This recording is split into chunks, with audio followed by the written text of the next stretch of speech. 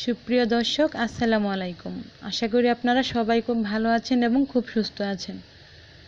আর আপনারা যে যেখান থেকে আমার ভিডিওগুলো দেখছেন, যদি আমার ভিডিওগুলো আপনাদের কাছে একটুকু ভালো লেগে থাকে তাহলে প্লিজ আমার চ্যানেলটিকে সাবস্ক্রাইব করবেন আর পাশে থাকা বেল আইকনটিকে প্রেস করে দিবেন। এতে করে আমার সমস্ত নতুন ভিডিও নোটিফিকেশন সবার আগে আপনারা পেয়ে যাবেন। আজকে আমি আপনাদেরকে তৈরি করে দেখাবো 1 কাপ গুঁড়ো দুধ দিয়ে কতগুলো বেবিস্যুট মিষ্টি রেসিপি।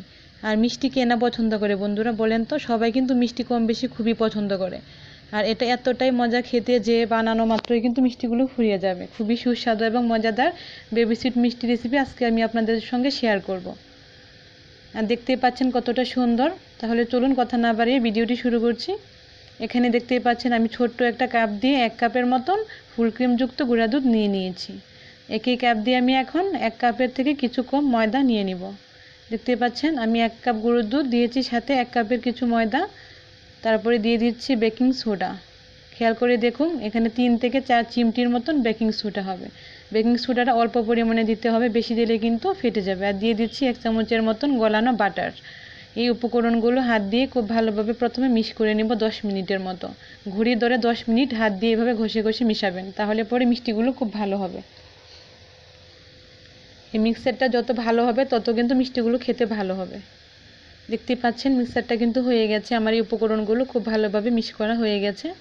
হাত দিয়ে চাপ দিলে কিন্তু দলা পাকিয়ে যাচ্ছে, তার মানে পারফেক্টভাবে মাখা হয়ে গেছে। গুঁড়া দুধ আর ঘি আর বেকিং সোডাটা কিন্তু মিশে গেছে। এখন আমি অল্প করে পানি দিয়ে একটা ডো তৈরি করে নিব। আপনারা চাইলে পানির পরিবর্তে দুধও ব্যবহার করতে পারেন। এখন পানিটা দিয়ে আমি একটা নরম আঠালো একটা ডো তৈরি করব। দেখতেই পাচ্ছেন কতটা সুন্দর নরম একটা ডো হয়ে গেছে। আমার মিষ্টির ডোটা কিন্তু তৈরি হয়ে গেছে। এখন আমি এটাকে 5 মিনিটের জন্য ঢেকে রেখে দেব। এই পর্যায়ে কিন্তু খুবই নরম থাকবে। 5 মিনিট পরে কিন্তু এটা শক্ত হয়ে যাবে। ভয় পাওয়ার কিছু নেই বন্ধুরা। এটা আমি এখন ঢেকে দেব, 5 মিনিটের জন্য ঢেকে রেখে দেব। ফিরে আসছি 5 মিনিট পরে। বন্ধুরা 5 মিনিট হয়ে গেছে, আমি ফিরে আসছি। আর এই দেখুন হাতে একটু ঘি মেখে নিয়েছি। আর এই দেখুন আমার এই ডোটা কিন্তু একটু শক্ত হয়ে গেছে, পারফেক্টভাবে হয়ে গেছে। এটা মিষ্টি বানানোর জন্য পারফেক্ট। এখন আমি অল্প অল্প করে ডো নিয়ে বেবিস্যুট মিষ্টি তৈরি করে নেব। যেহেতু আমি 1 হাত দিয়ে ভিডিওটা তৈরি করছি, তাই আমি 1 হাত দিয়ে আপনাদেরকে দেখাচ্ছি। আমি কিন্তু এমন ছোট ছোট করে বেবিস্যুট মিষ্টি তৈরি করে নেব। খুব বেশি ছোটও না, খুব বেশি বড়ও না, একদম মার্বেলের থেকে একটু বড় হবে। আর আমি একইভাবে 4টা মিষ্টি তৈরি করে নিয়েছি। খুব বেশি ছোট, খুব বেশি বড় কিন্তু নয়। বেবিস্যুট মিষ্টি কেমন সেটা আপনারা সবাই জানেন। বন্ধুরা দেখুন আমার সবগুলো মিষ্টি তৈরি করা হয়ে গেছে এরই মধ্যে। এখন আমি পরিমাণ মতো তেল দিয়ে দিব। চুলাতে কড়াই বসিয়ে কড়াইটা গরম করে আমি তেলটা দিয়ে দিচ্ছি। আর তেলটা কিন্তু খুব বেশি গরম করা যাবে না, একদম লো আঁচে কিন্তু এই মিষ্টিগুলো ভেজে নিতে হবে। তেলটা যখন খুবই হালকা গরম থাকবে তখন আমি মিষ্টিগুলো সবগুলো মিষ্টি একসঙ্গে ছেড়ে দেবো। একটা একটা করে দিতে যাবেন না, এতে করে একটা কম সিদ্ধ হবে, একটা কিন্তু বেশি সিদ্ধ হবে, মানে ভাজা কম বেশি হবে। আমি সবগুলো মিষ্টি একই সঙ্গে ছেড়ে দেবো। আপনারা চেষ্টা করবেন সবগুলো মিষ্টি একসাথে ছেড়ে দিতে, না হলে একটা একটা করে দিলে কিন্তু কম বেশি ভাজা হবে। আর দেখতে পাচ্ছেন আমার মিষ্টিগুলো তেলের উপরে কিন্তু ভেসে উঠতেছে। আর হলুদ কালার হয়ে গেছে, অনেকটাই ভাজা হয়ে গেছে। এই পর্যায়ে আমি একটা ডালের চামচ নিয়েছি। এই চামচটা দিয়ে খুব ভালোভাবে ঘুরিয়ে সবগুলো মিষ্টি কিন্তু ভেজে নিব। আর অবশ্যই এরকম একটা গোল ডালের চামচ নিতে হবে অথবা ব্যবহার করতে হবে, যেন ঘুরিয়ে সবগুলো মিষ্টি সমানভাবে ভাজা হয়। দেখতেই পাচ্ছেন বন্ধুরা আমি ঘুরিয়ে সবগুলো মিষ্টি ভেজে নিচ্ছি। অনেকটা কালারটাও চেঞ্জ হয়ে গেছে। এই পর্যায়ে আমি কিছু মিষ্টি তুলে নেব। আমি এই মিষ্টিগুলোকে 2 কালার করব, তার জন্য এই পর্যায়ে আমি কিছু মিষ্টি উঠিয়ে রাখছি।